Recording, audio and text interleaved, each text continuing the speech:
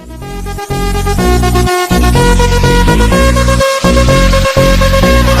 ทุกคนด้วยนะสวัสดีบ้านไม้หอมฮักครับคนโสดอยู่ไหนคนโสดอยู่ไหน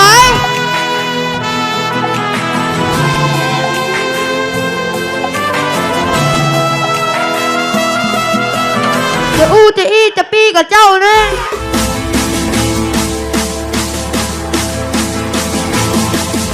แสนดีไปทำไมอะขอเลือกคนถูกใจไม่ใช่คนดีแน่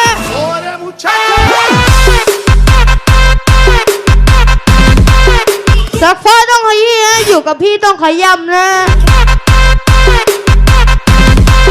ฤดูฝนอยู่กลางปีนะแต่ว่าพี่คนดีอยู่กลางใจนะอย่าไป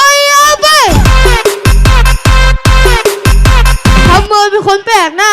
ทั้งที่เคยแก้ผ้าต่อหน้าเรานะ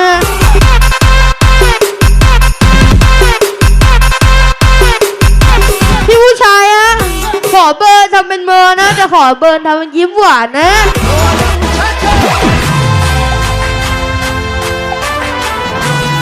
เธอบอก2 ปีก็รอแต่พอโดนกระดอนคุยบอกคนรอมันทรมานนะ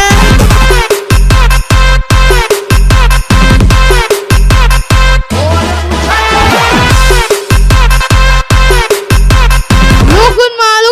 วิวไม่ได้มาบ่อยๆนะ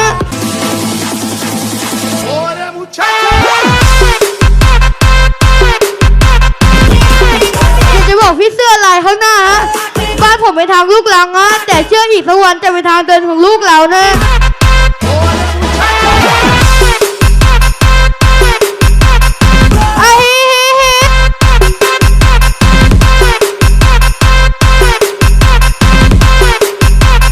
นี่คืออนาคตของชาตินะ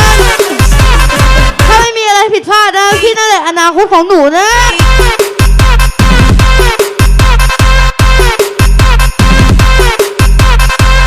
ผู้หญิงโต๊ะขวาบรรยากาศสลัวรับผัวเมื่อสักคนเมียน้อง